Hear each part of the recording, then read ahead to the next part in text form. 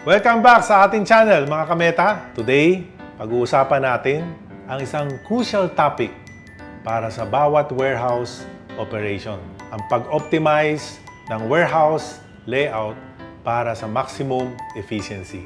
Sa mga industriya tulad ng logistic, pharmaceutical, automotive at iba pa, mahalaga ang efficiency warehouse management para mapabilis ang operation, mapataas ang productivity at mag-scale ang business growth.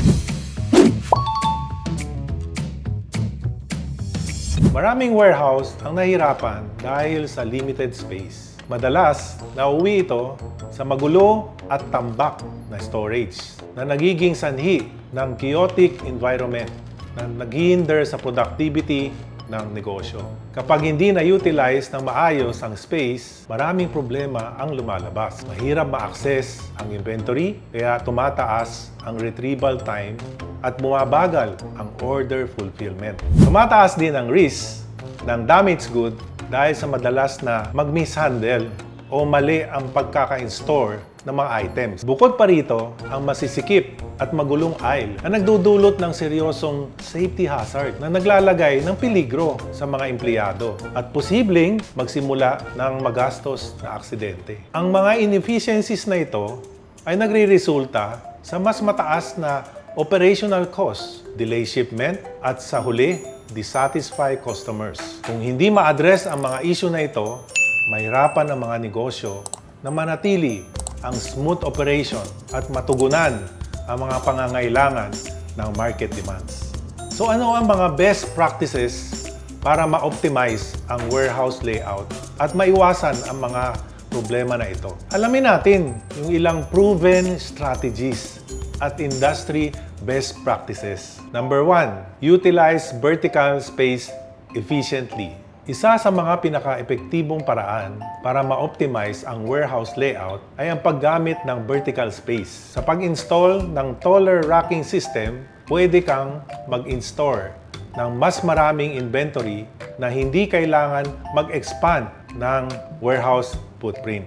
Ang approach na ito ay hindi lang nagpapataas ng storage capacity, kundi nakakatulong din para malinis ang floor area para mas madaling makagalaw at ligtas na operasyon. Number 2, implement a logical layout design.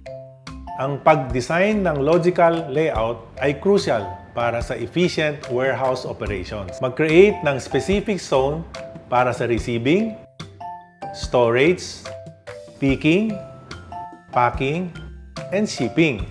Ang mga zone na ito ay nagsisigurado na bawat proseso flow smoothly, reducing the time and effort na kailangan para ilipat ang goods sa warehouse. Number 3, optimize aisle width. Malaking papel ang ginagampanan ng aisle width sa warehouse efficiency. Siguraduhin na ang mga aisles ay sapat sa lapad para madaling makagalaw ang forklift at iba pang equipment. This reduces congestion and minimize the risk of accidents na tumutulong para manatili ang smooth workflow. Number 4, focus on safety and compliance. Laging unahin ang safety. Siguraduhin na ang warehouse mo ay sumusunod sa mga safety regulation sa pamamagitan ng pag-implement ng clear signage, safety barrier, at tamang personal protective equipment para sa lahat ng workers. Regular na training at audit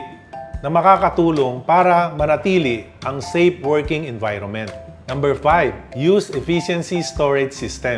Habang ang best practices na ito ay makakatulong sa pag-improve ng warehouse efficiency, pagkakaroon ng tamang racking system ay malaking kaibahan. Ang meta formation ay nag-aalok ng iba't ibang racking solution na tailored para sa specific needs mo. Selective pallets racking, ideal para sa mga business na kailangan ng direct access sa bawat pallet. Versatile ang system na ito.